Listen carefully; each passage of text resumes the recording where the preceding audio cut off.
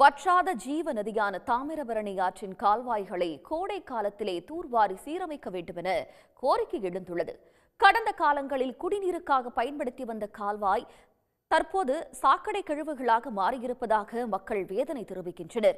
அது பற்றி விளக்குகிறது இந்த செய்தி தொகுப்பு. மேற்கு தொடர்ச்சி மலைப்பகுதியில் உற்பத்தியாகும் தாமிரபரணி ஆறு சுமார் 120 கிலோமீட்டர் தொலைவை கடந்து மன்னார் வளைகுடா பகுதியில் கடலில் கலக்கிறது. ஆற்றின் குறுக்கே அமைக்கப்பட்ட பழவூர், சுத்தமல்லி, மருதூர் உள்ளிட்ட 8 தடுப்பணைகள் மற்றும் அதன் 11 கால்வாய்கள் மூலம் சுமார் 86,000 ஏக்கர் நிலங்கள் பாசன வசதி பெறுகின்றன. குறிப்பாக பழவூர் அணையில் இருந்து தொடங்கும் பாளையம் கால்வாய் மூலம் மட்டுமே 8,790 ஏக்கர் நிலங்கள் பாசன வசதி பெறுகின்றன. ஆனால் கடந்த சில ஆண்டுகளாக பாசன வசதி பெறும் பரப்பளவு குறைந்து கொண்டே வருகிறது. கால்வாய் முறையாக தூர்வாரப்படாததே இதற்கு காரணம் என்கின்றனர் அப்பகுதி மக்கள். பாளையம் கால்வாயில் 45 வருஷத்துக்கு முன்னால் பார்த்தீங்கன்னா பொதுமக்களுக்கு குடிநீர் ஆதாயமாக தான் இது முழுக்க இருந்துச்சு. இப்போ அதோட நிலைமையை பார்த்தீங்க அப்படின்னா எந்த விதமான பராமரிப்புமே இல்லாமல் ஆமலச்செடிகள், அதாவது சமூக விரோதிகளோட கூடாரமாக தான் அந்த கால்வாய் இருந்துக்கிட்டு இருக்கு. அது மட்டும் இல்லாமல் இங்கே கழிவுகள், அதாவது இங்கே இருக்கக்கூடிய வீடுகளில் உள்ள அனைத்து கழிவுகளுமே இந்த வாய்க்காலில் தான் உழுது பார்த்துடுங்க. சரிங்களா, உழுது.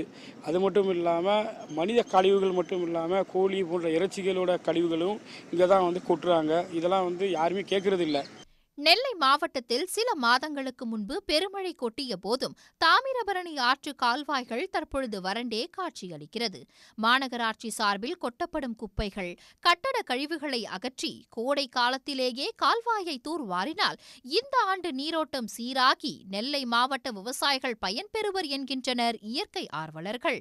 மாநகராட்சி நிர்வாகமும் இங்கே குப்பை கொட்டக்கூடாது, இதில் சாக்கடை கலக்கக்கூடாதுன்னு உடனடியே நடவடிக்கை எடுக்கணும். அது பாதாள சாக்கடை திட்டம்னு ஒன்று இருக்குது தவிர, ஆனால் பாதாள சாக்கடை திட்டம் அந்த மேலப்பாளையம் பகுதிகளில் முழுமைப்படுத்தப்படவே இல்லை.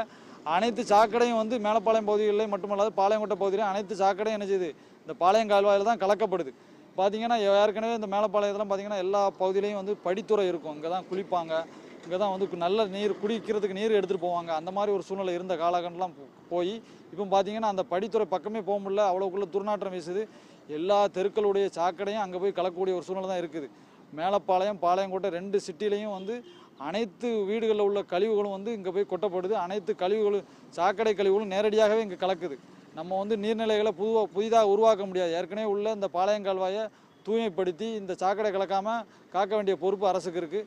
நெல்லை மாநகர பகுதிகளில் பயணிக்கும் இந்த பாளையம் கால்வாயை சுற்றி தடுப்பு வேலிகள் அமைத்து பாதுகாக்க வேண்டும் என்பதும் இப்பகுதி மக்களின் கோரிக்கையாக உள்ளது.